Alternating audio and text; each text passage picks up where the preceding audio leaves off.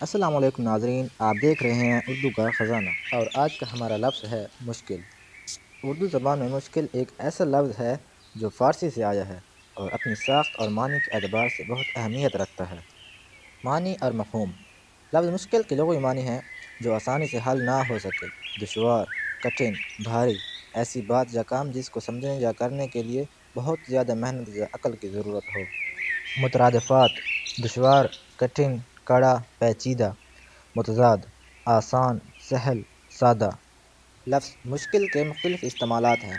اردو میں یہ لفظ کئی طریقوں سے استعمال ہوتا ہے، جیسے کہ مشکل پڑھنا، کسی مصیبت یا آزمائش کا آ جانا، بڑی مشکل سے، بہت زیادہ تگ و دو یا محنت کے بعد۔ مشکل مزاج: ایسا شخص جسے خوش کرنا یا سمجھنا آسان نہ ہو۔